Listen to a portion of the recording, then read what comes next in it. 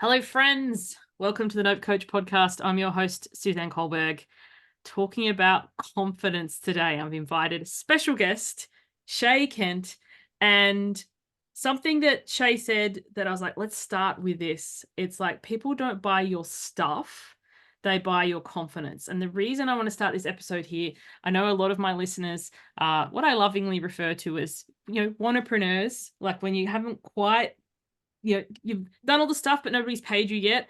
Or as my husband said when I was early in business, you don't have a business, Suzanne, you have an expensive hobby, which cut me to the core, but was true.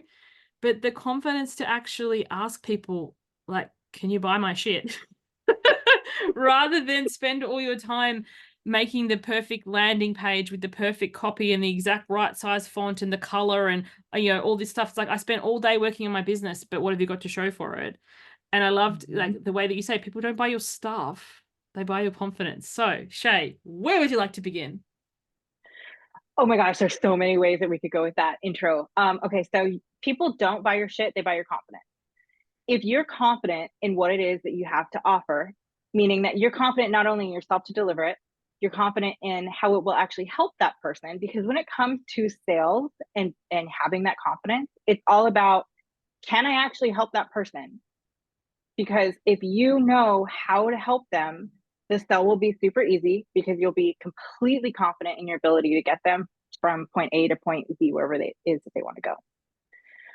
Then when you're doing your sales conversations and you have that confidence in within yourself of, I actually know what I'm talking about, you come across as somebody who can actually help them. And so even if you don't feel it on the inside, you can fake it, right? Like you can get into, right now I'm currently standing, I always stand at my desk when I do podcasts because it helps me bring my energy up. So I highly recommend when you do your sales calls, you stand, because your energy is going to be completely different when you're talking to that prospect, and it's going to come across as confidence, even when you fake it. When you speak, directly into what their problems are and you connect the dots for them. Like if you were to tell me, I don't know, I have a problem decorating my living room, I was like, oh, yeah, I can help you with that. Like, what is exactly is the problem? Well, I'm not sure where to put the couch. Okay, great. If you put the couch centered across the TV or under the, blah, blah, blah. I don't know. I'm not an interior designer. But if you can tell them these sort of specifics so they understand that you do know what you're talking about and you say it confidently, they're going to believe anything you say, right? And so you get to be that confident, successful, expert in your field, helping them, especially when you're on your sales calls. What happens, like, I think sometimes where people get in their own way is they don't want to be like manipulative. Like, there's a difference between being confident, knowing your shit, and Mm-hmm. being confident, like, fake it till you make it. Because I think, we could talk about imposter syndrome and all this sort of stuff. But say if you don't know anything about interior design and you're like, I'm going to give this a go, you may, of course, lack confidence because you don't know what you're talking about and you're talking at your ass. But, if that's actually your thing and this is what you do, and someone comes to you and they have questions, and, like, imagine like you talk to a friend. Sometimes I talk to clients or I talk to friends or I talk to people and they talk so passionately about this because they love interior design or feng shui or whatever it is. But then you put them Mm-hmm. on a sales call and their voice goes really high and fast, and or if they can even put a sentence together because they've put this pressure. So they have that confidence in other areas. It's not, we're not saying make something up and be a skeezy door-to-door salesperson. Mm-hmm. But Mm-hmm. I think the tips that you're giving, stand up, bring the confidence that you have in other areas to this area. Because, yeah, I know I was guilty of this very early in business. You watch my early webinars, I spoke for an hour very confidently about what it is that I did. Then I got to the offer portion. I wouldn't have bought from me either. Especially when we're starting out, and it is a process, and the more you do it, repetition, the better you're going to become at it. So if you are in your genius zone, doing whatever it is that you do, and you're talking to a prospect, it's okay to step into that passion that you spoke about. Like if you're totally into something and you're speaking passionately about that, that also equals confidence, right?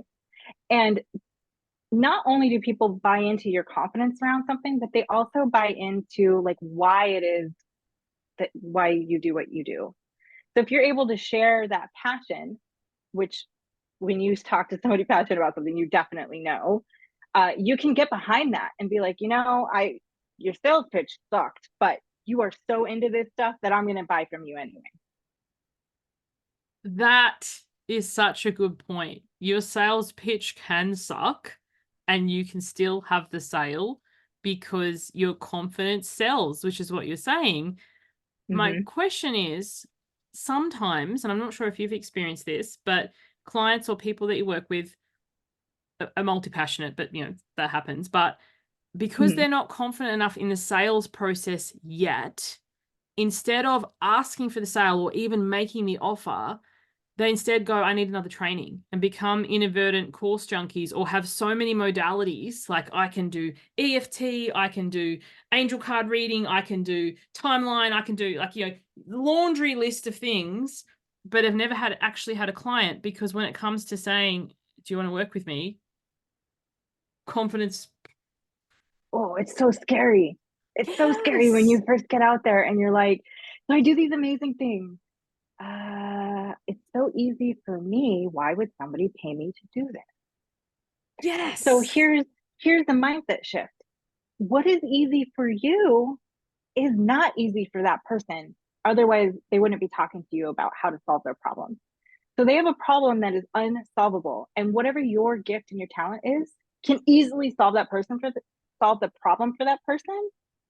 Like, match made in heaven. You don't even really have to work that hard for the sale. You just have to show them that you can help them solve their problem, and then literally get out of your own way. Like, when you here's the thing, I'm about to teach a whole workshop on this on Saturday.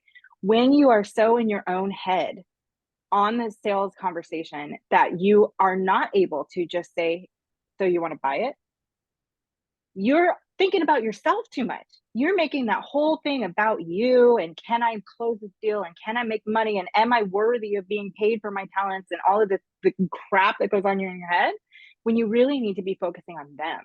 Because when you make this process about your prospect and about how you can help your prospect solve a problem, just like it would be a friend. If a friend came to you and was like, I got this big problem, I need your help, you would happily be like, here, and help them. So when you can shift out of that, I'm so worried about myself and how this is going to go for me, and shift into, I'm worried about how I can make this about you and how I can help you, then the asking will become very easy. And the other thing is, the person needs what you have. They need it. Yes. It's like they walked into Starbucks. They need their caffeine, and then they go and they're like, okay, like, what? Tell me, what do you have for espressos? And they tell them, and then they're like, okay, well, I really need a double shot. And then the person's like, okay, but the barista like doesn't do anything. They just stand there and blankly look at them, and they're like, Are should I go you going to somewhere make else? this? Or right? And then you, on your sales call, was like, okay, well, that's something you can get about, and don't worry, you hang up as quickly as you can because you're so nervous, your heart is like racing, and you're like, oh gosh. It's like the same thing as the barista standing there like, get to the next room. Okay. They're gonna go to Dunkin' Donuts. They're not gonna stay there. I think that, making it about them is such great advice, because, you have something that they desire. It, as you said, it may be easy for you.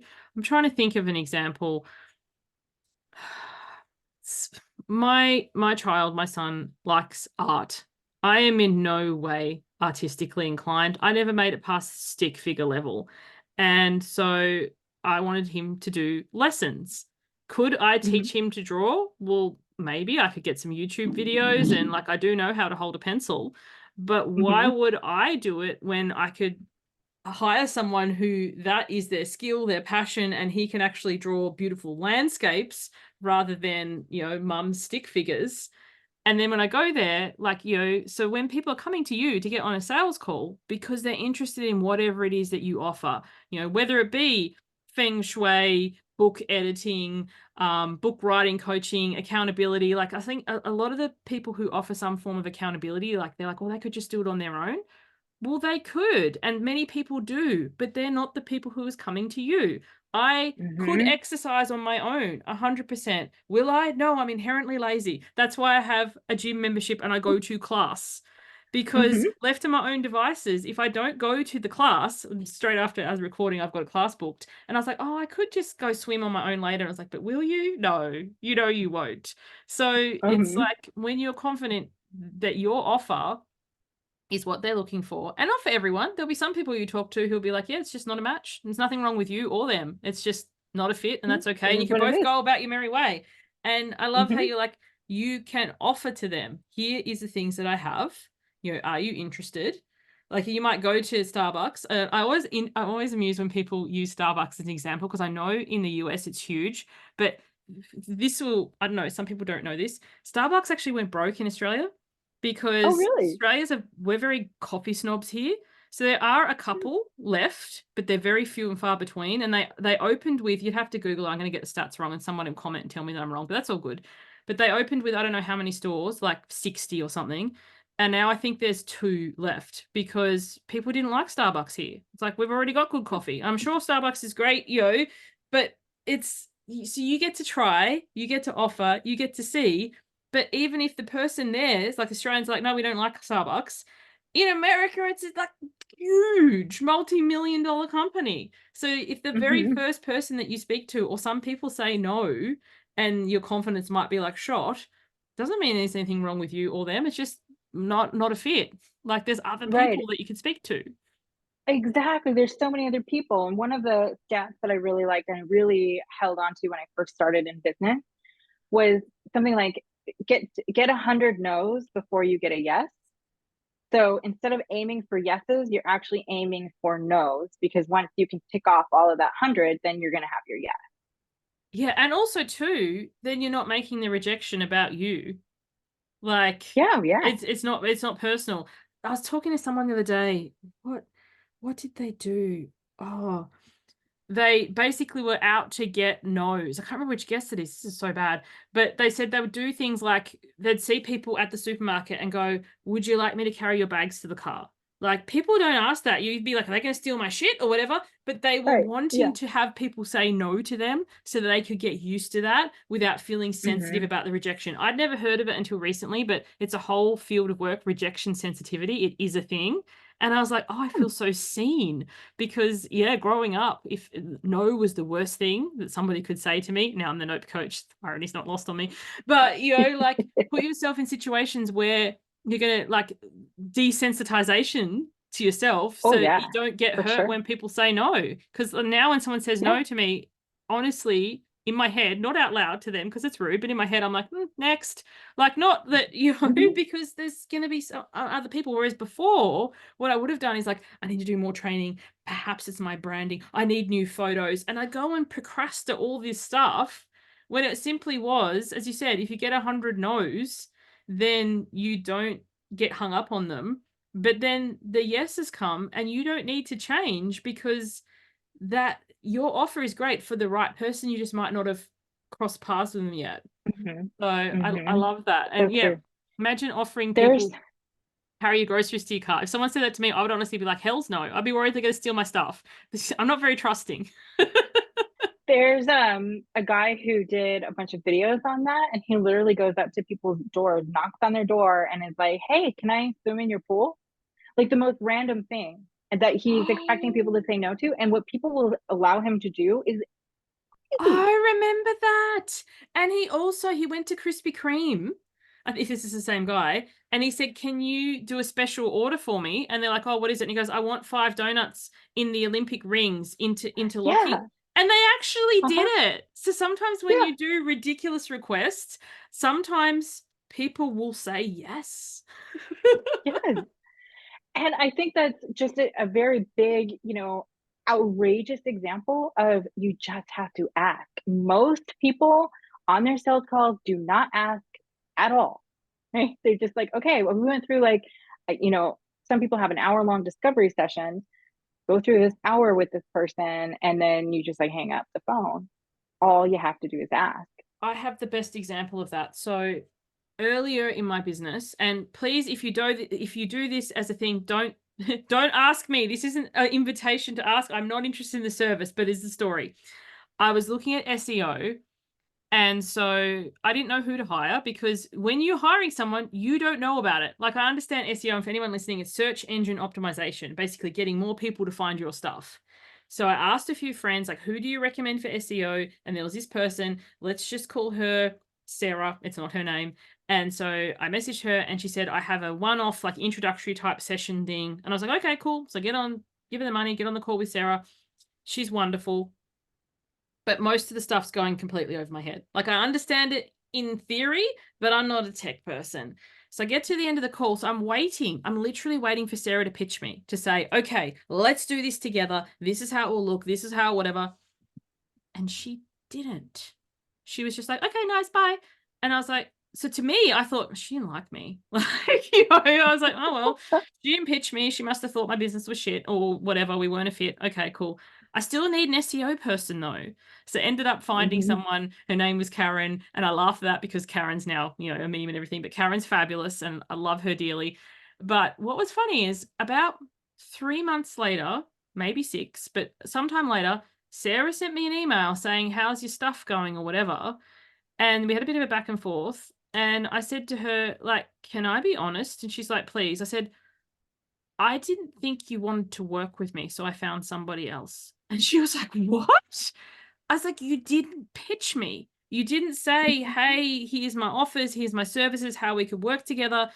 And she was like, well, I thought you would ask. And I was like, well, I booked a session. Like, and for her, she wrote back to me like 2 years later. I've been in business a while now. And she was like, that conversation was so monumental in my business. Thank you so much.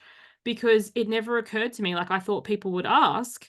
And I said, well, because you didn't offer, I just assumed that you didn't like me. So sometimes we don't want to be pushy or we don't want to be salesy, but they've come to us because they want help. Mhm. And one other example I have a bad back, do not recommend, and I get massage for it. We move around a lot, my husband and I. Every single place until we moved here, I go get a massage, they do my massage, they send me off into my merry way, you know. When I moved Mhm. here, I went to the massage place. She did the massage. She was like, dear Lord, your knots have knots. I'm like, yeah, I know. She's like, how about, are you open to hearing a proposal? I was like curious. I was like, okay. She's like, basically, she got this little model. She gave me a treatment plan. She's like, we'll do 2 massages a week for this many weeks. We'll do 1 massage. And she's like, we don't want to just be like getting the knots out and you come back when you're like in agony again. And I was like, this is freaking amazing. My back's never felt better. But, you know, nobody had ever said to me you could have like a treatment plan for massage. So I think, you Mhm. know, the confidence to ask, she could. And then when I do see her now, I still go in. She's like, oh, it's pretty tight today. Do you want the tiger balm? It's an extra $10 or whatever it's called. Or do you want the hot stones? I can say no. Most of the time I say yeah, but she's very clear. It's this and it's this much. And, you know, you can say yes or no. So it's like when you go to drive through and they're like, do you want fries with that? We don't yell at the person going, no, you know, we're just like, no, thanks. So when someone comes to Right. you, if you have something that could help them and you don't offer, then you're actually doing them a disservice. Exactly. You're being selfish. Yeah, I think it's so fascinating. We're so worried. As you said, we're in our heads. I don't want to be pushy. I don't want to be salesy. I don't want to ask too much. I don't want this. We're not Mhm. in the service to the client. Sometimes when people come to Mhm. see me, I'm not the person for them, but I'll have a recommendation, or I'll be like, Mhm. you know, have you thought about this? And then make a referral. If it's about them getting what they want and you're totally in Mhm. service, then, and that's paid Yes. off incredibly for me. That's never the intention, but sometimes people come back later when they've done X step and then they're ready, or they send other people my way because they love a genuine thing. Like, don't sell, like, I like fake it till you make it in terms of if you're confident in your thing, but you're just nervous about saying it. I don't like fake it till you Mhm. make it, as in you don't If you really know don't what know you're what you're doing doing. and Right. you're hoping for the best. Yeah. Yeah, don't do that. But fake your confidence until you make it. Maybe that's how we should Yes. tweak that I sentence a do little love bit. that. Yeah, because sometimes I think people, they aren't confident in themselves as a salesperson yet. Mhm. So they keep getting more trainings or doing more coaching, but the way you get experience is by getting experience and risking the Mm-hmm. rejection and maybe not doing the best thing. But yeah, you can't get good at what you don't do. Oh, exactly. And you can even think outside the box a little too. And if it's really that hard for you, that difficult for you, maybe you go get a job as a salesperson somewhere so you can practice selling and get paid for it. So you're getting paid, Yes. to sell something that's not yours. So you don't have that connection. I think where we really get hung up when we switch into this entrepreneurship is like, well, I'm selling myself. And that is a huge mindset shift because, again, we're making it about us. But when you think about it, say you're coaching, because that's a very one on one personal, you're not selling you, you're selling the transformation that you help somebody get. So it's just like selling French fries. The person behind the thing is not like, hey, you want to take me home tonight and I'll give you these French fries all over your face. I'll feed them to No, you. right?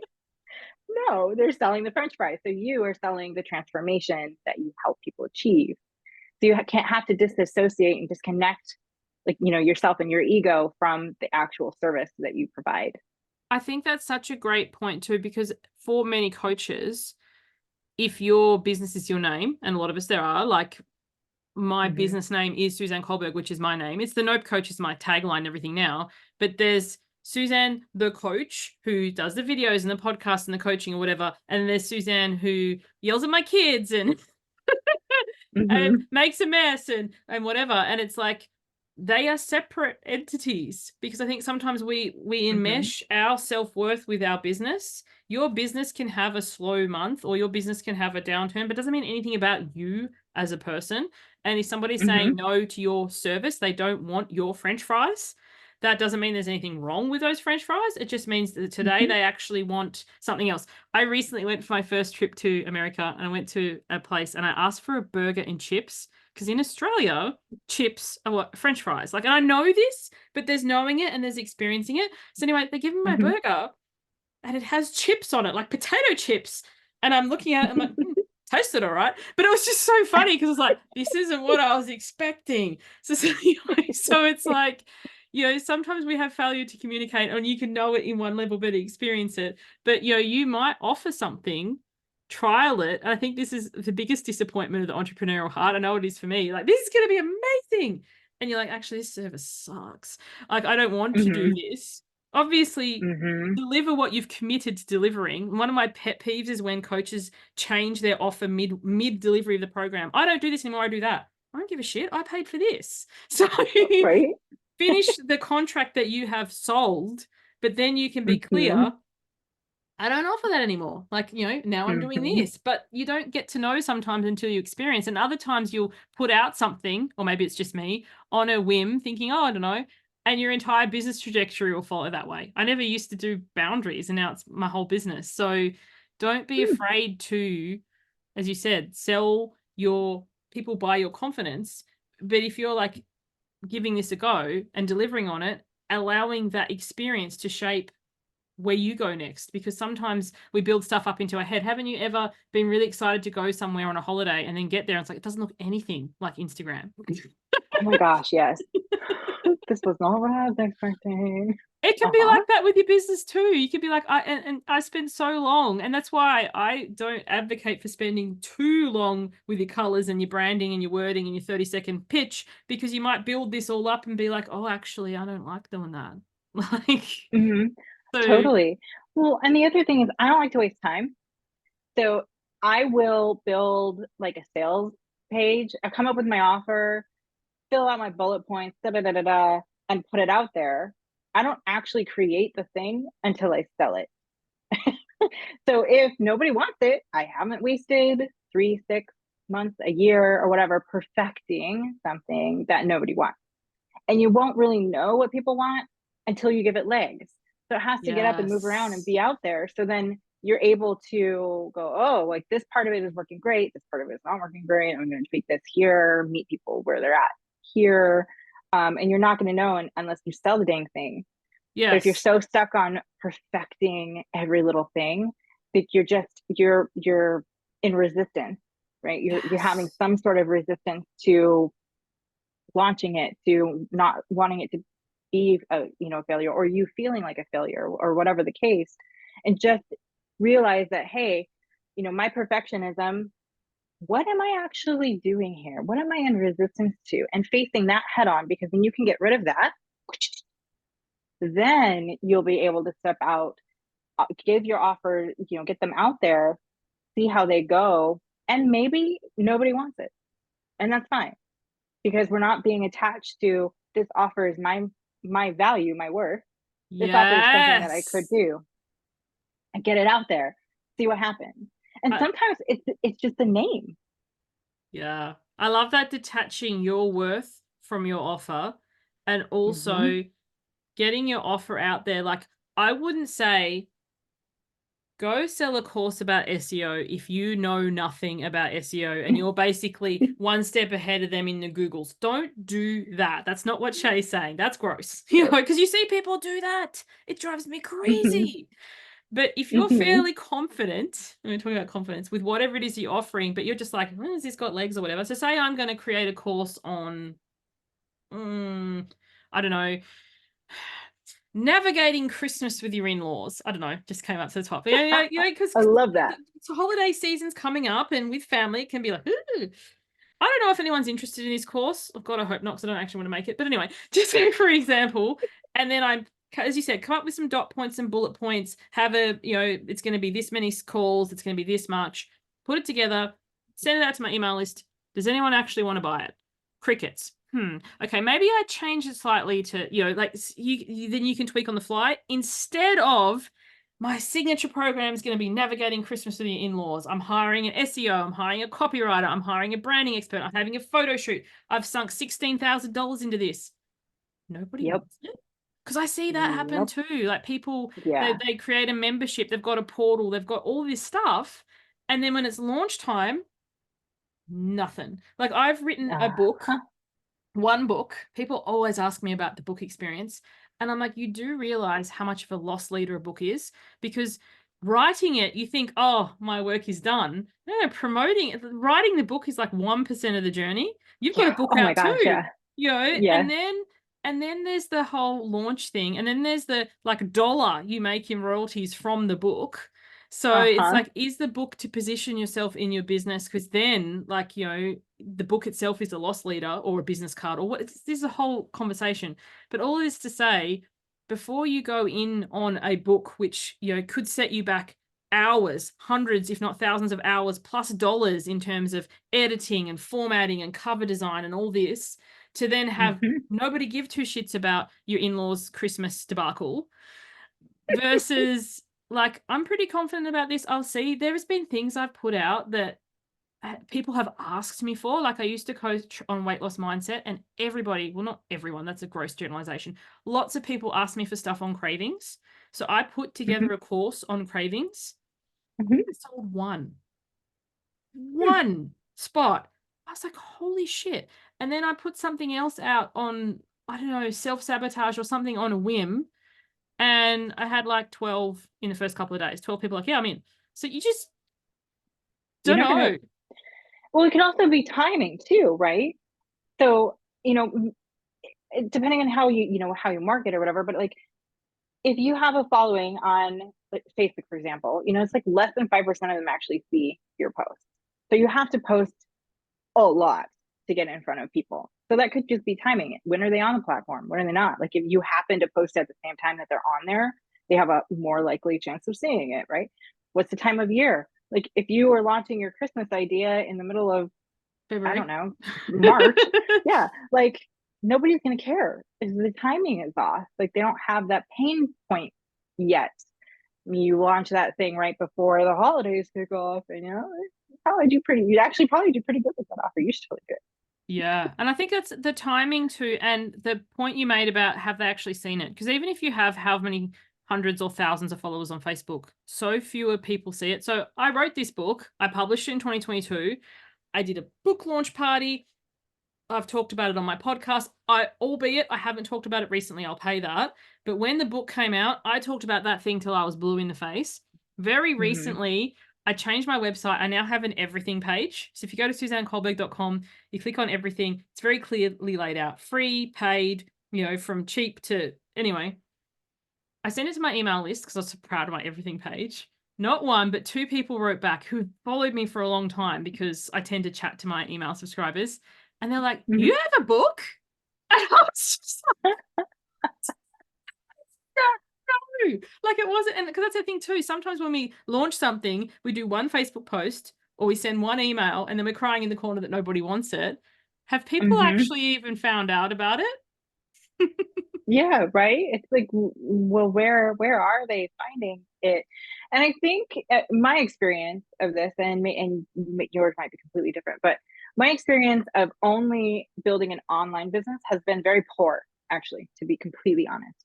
And looking at all of the gurus and everybody who's like, oh, I make hundreds of thousands of dollars 1 month just on Facebook alone or whatever. And I'm like, how are you doing this? Because I struggle like immensely with just online.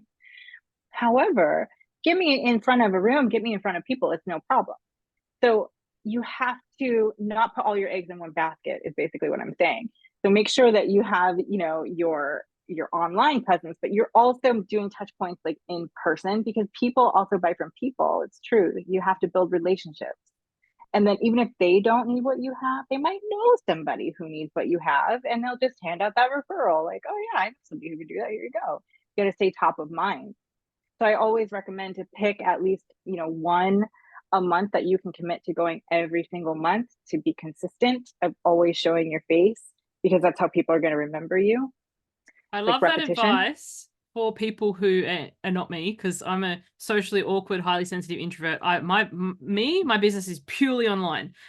But that being said, I do go to networking events online, as you said, because if you post something and hit publish on YouTube or Facebook or wherever, people may or may not see it. They may or may not click on it, whatever.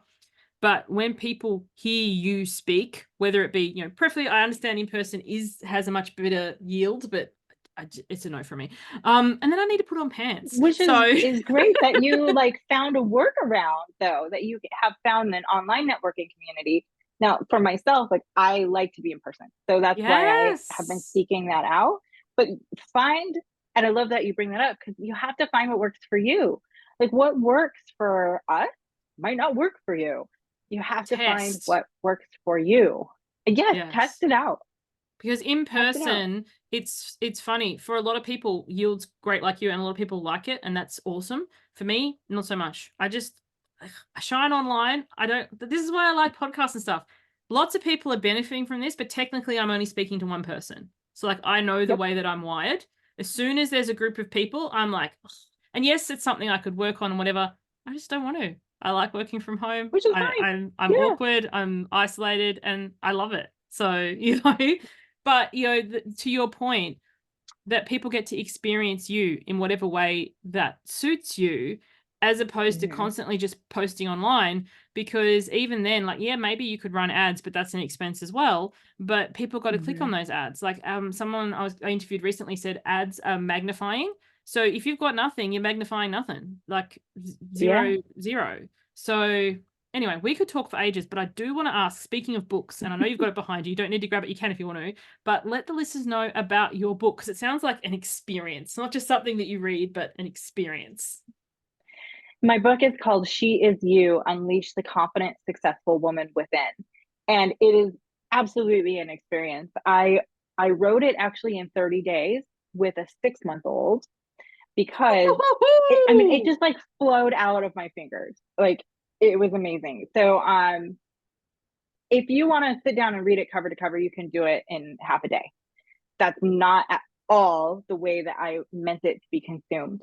It's really there to be like your guidebook and your bestie so you can work through it. It sets up with, you know, experiences that you can create for yourself. I have a lot of examples in there and it's funny stories and stuff. So it is entertaining at the same time as you get to have a transformation if you do the work. So, just like anything else, you get out of it what you put into it. But Sucks at that the end of life is every like that. chapter, I know, It'd be so right? much nicer if you could just be like, okay, I touch the book and I absorb it like some sort of magic Harry Potter type situation, but you know. Yes, it would be so much easier. I would definitely have a gym membership if things worked that way. Oh yeah. But yeah, at the end of every chapter, you have inspired action steps that you can work through, check off, and then move on when you're done with it. So it just depends on how quickly you're able to make those shifts in your life, is how quickly you get through the book. Read it a couple times, or however you would like to consume things. But it's definitely an experience. And is there space in the book to write, or people work along with the journal? They can work along with the journal. I also created a journal called my brag book, which I map out in the book. I teach you how to do it just in a regular journal. However, having something already mapped out for you and just following along is much easier. So you can also grab that too. It's my brag book.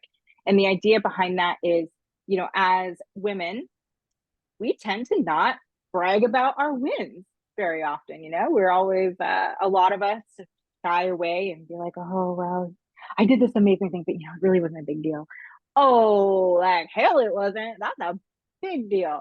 So it's where you get to brag on yourself and just really be like, I'm amazing.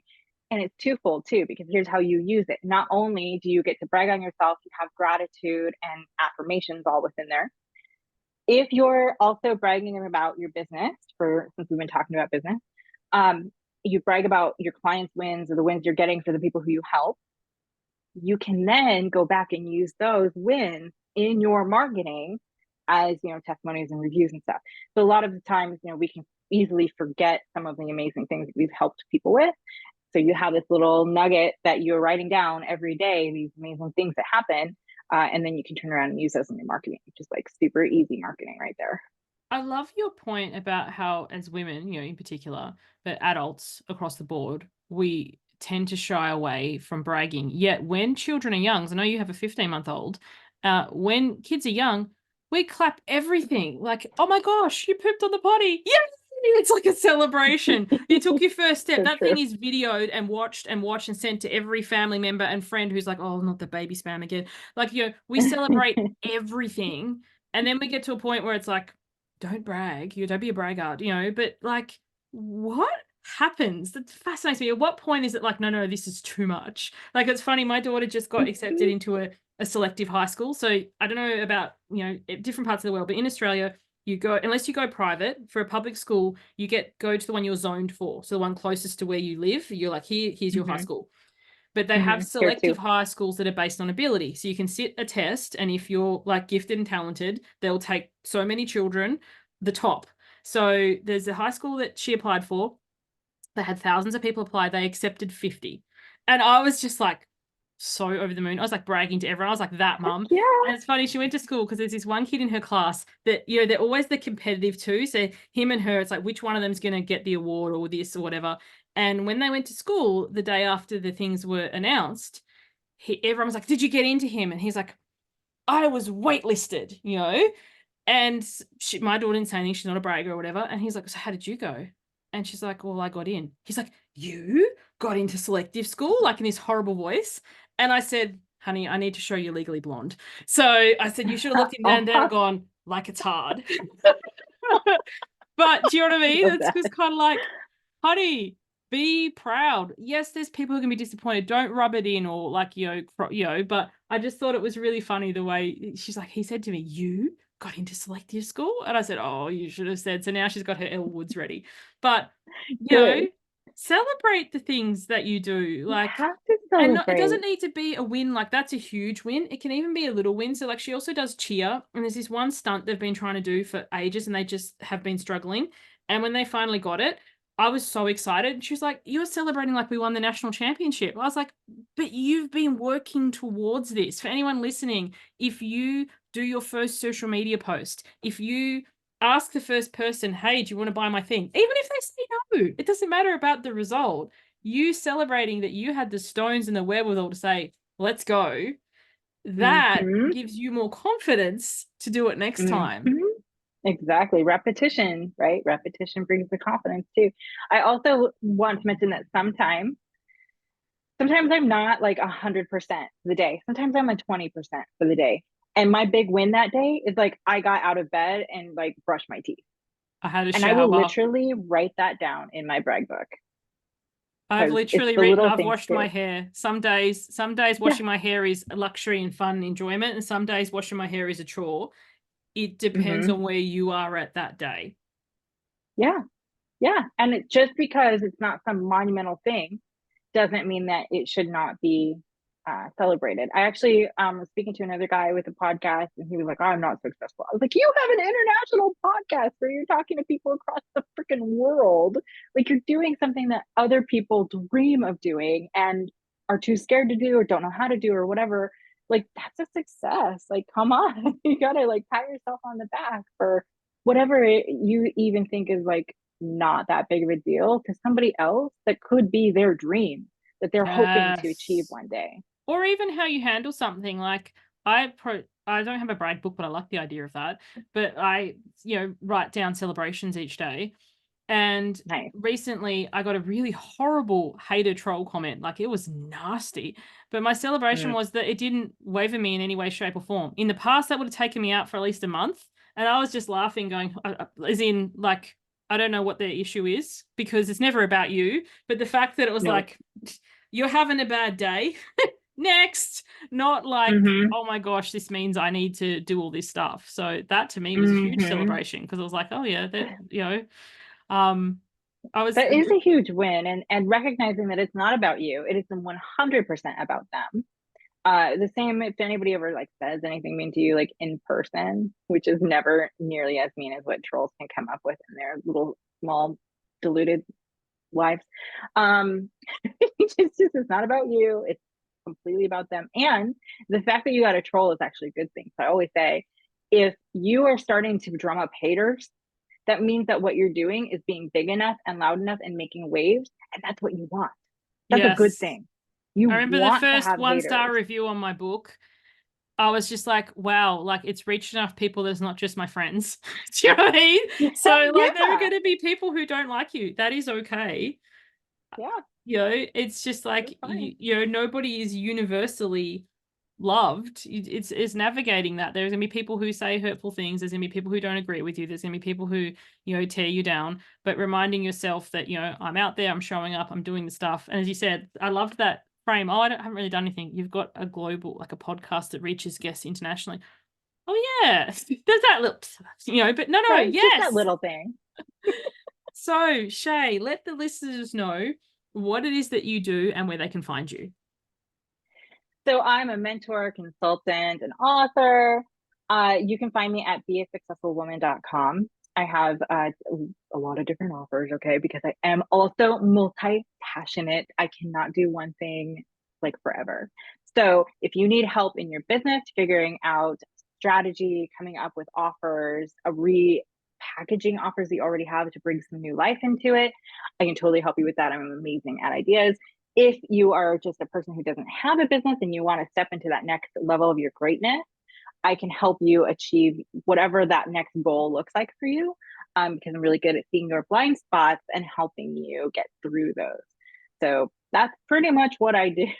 I love I that. And you got have a book as like, well. So and I have the 100%. We've book, already talked about the book. of course, there's the But the book. one thing I did want to It's say that you just said that I think is really powerful: repackaging, repurposing. Sometimes people don't mm-hmm, realize how much content collateral stuff that they have. Just because it didn't fly the first time doesn't mean that with a little tweak or with a little, zhuzh. I don't never know how to spell that word when I'm trying to write it in copy. Zhuzh. Like, no idea. Anyway, story for another I day. don't know if I've even But heard I that love word. how you said, oh, maybe it's an Australianism. Bring it new life, because sometimes we tend Mm-hmm, to throw the baby out with the bathwater and start all over and start all over and feel like we're just digging holes randomly everywhere. Whereas you could be mm-hmm, like, as they say, 3 feet from gold with someone like Shay going, let's just tweak this a little bit and bring it new life. So I love that. mm-hmm. Actually, I follow a woman who is phenomenal. And this, she's now on the third iteration of her offer with like new marketing, a new name, and you read the thing and it's the same thing. Like it's the same offer. She's just changing the title, changing the packaging, and going again. And sometimes that's all you need. Yeah, 100%. I love it. Thank you so much for joining me, Shay. Thank you everyone for listening. I'll catch you on the next one. Bye for now. Bye.